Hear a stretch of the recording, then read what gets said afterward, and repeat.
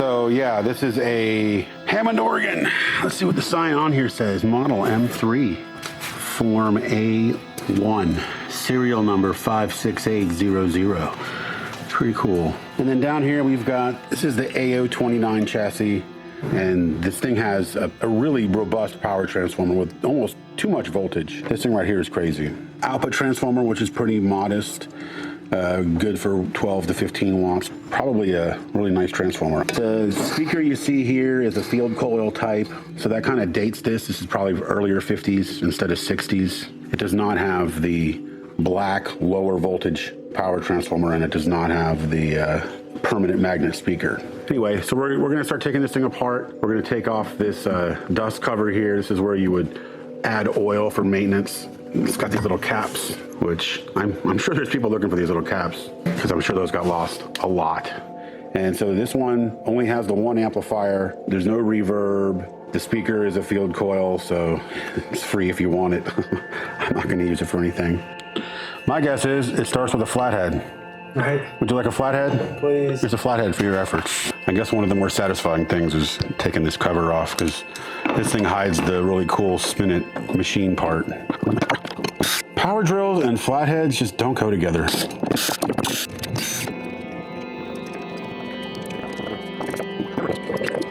Yeah, this is definitely a 50s model. It's still made out of real wood. It's got the field coil speaker. I mean, that definitely dates it early 50s.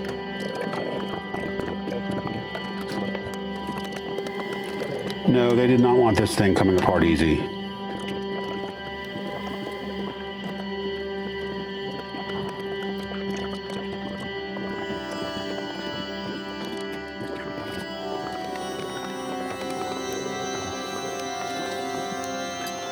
I usually just leave spiders alone, and they leave me alone. Sorry guys, if you can relocate, hopefully all this hubbub is giving you a heads up. I guess I'll cut this off.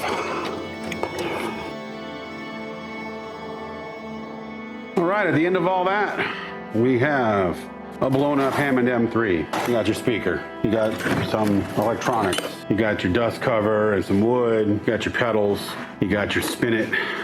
So these keyboards we're gonna pull palladium out of still. We'll do that next. And then we got our little prize amplifier chassis. There was also this dedication plaque from whoever bought the organ originally, for whoever they bought it for, the church, I guess.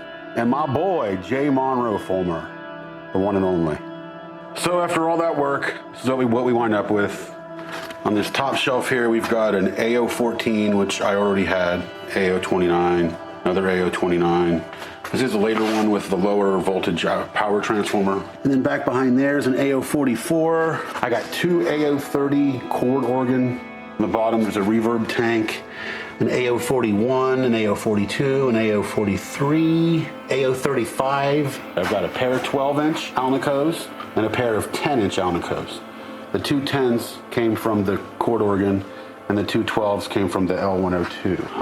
Over here I've got 3 or 4 Spinets. This is the chord organ guts. And then all these little bits and pieces. 12-inch field coil speakers, slightly different from 2 different M3s. And then over here we have the cabinets. This is an M3. That's an L102. That's a chord organ, an F6 chord organ, and then another M3. And then I've got scraps. The rest of these key beds, they still have some palladium in it, but it's much harder to get to than those bus bars. So one of the projects we're gonna do pretty fast with this is Micah is trying to figure out which one of these is gonna fit a MIDI controller. We're gonna add some wood, we're gonna remove some wood, but we're gonna try to keep as much of the look as possible and make it into a neat little keyboard stand.